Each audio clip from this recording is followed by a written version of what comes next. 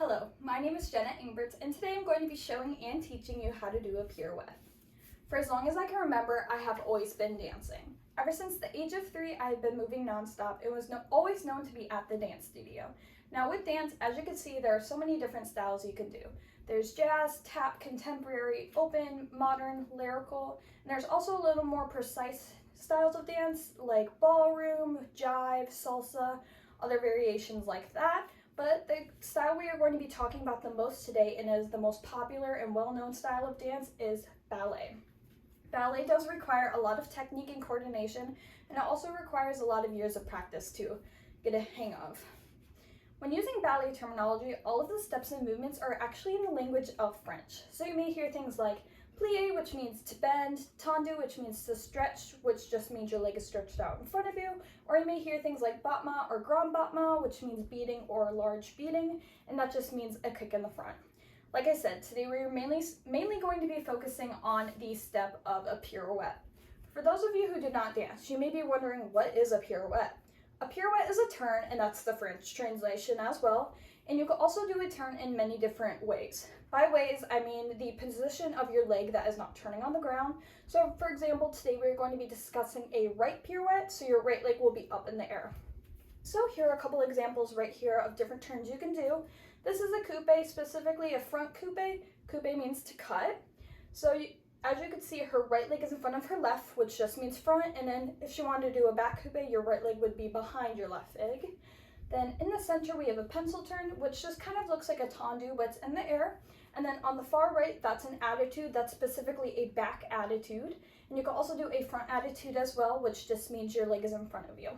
The most well-known style of pirouette is a passe turn. This is actually a turned out passe right here. You can also have a turned in passe, which just means your leg is parallel to the front. As you can see, this is a diagram right here of everything we need to be thinking about while doing a turn. Our chest needs to be open, we need to have our tailbone under, our leg needs to be turned out, both the right and the left leg need to be turned out. We need to have a lifted chin, our head needs to be spotting. We also have to have our core engaged, our quads engaged, our calf muscles engaged.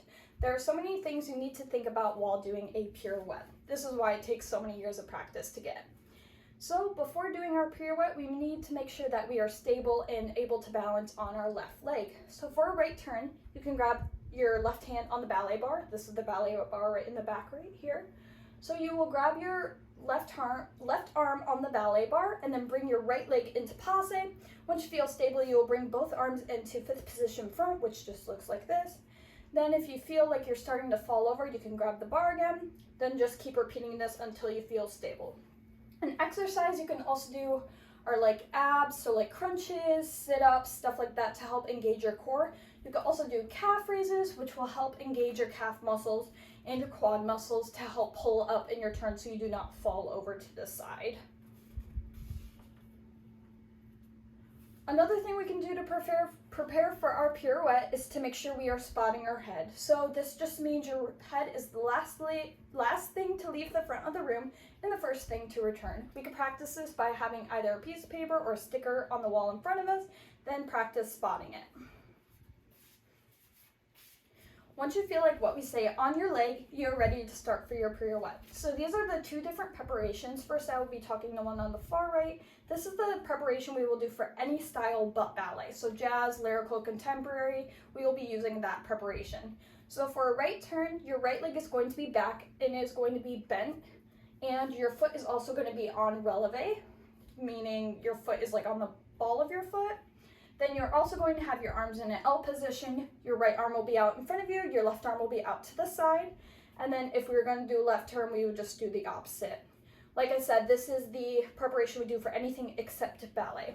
As you can see, ballet on the left is a little bit different. Our arms are rounded, both feet are flat on the ground, and both legs are also turned out. By having our back leg bent, it will help us push off and help us get more momentum when turning around. When you are turning, you want to make sure that you feel your core engaging as well as your quad muscles. This will help you get around more, help you not fall over. Also making sure to spot your head. This will help you get in more turns and help you not become dizzy. A lot of people ask that, like, how do you not get dizzy when you turn? Spotting your head is key when doing that.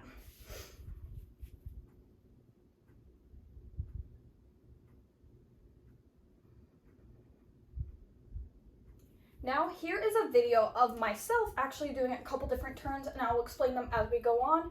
First, I do a quadruple pirouette. Notice how my head is spotting the front. Then I do a passe into a pencil turn. Next, I do turns in second. These are a lot more advanced than a normal pirouette, and they also take years of practice on top of the pirouette to do. They typically are only seen on like older dancers. You rarely see them on younger dancers, but here are more turns in second. I'm changing my spot from the corner to the front. That's something you will also see later on. So right here I spot the 4 different walls. So I'm spotting the front, now I turn to the side, now I turn to the back, then the other side. This is a more advanced variation of turns in second. Then I do 2, and then I do it into 2 front attitude turns, and that kind of float in the air, meaning a float or a sail, which you will also see later on, just means you're not plieing in between both turns. So here's another float right here. Yes, so this is just a couple different styles of turns you can do. There are a lot more that you can do as well, but that is simply how you do a pirouette. Like I said, it does take a lot of coordination and technique to master,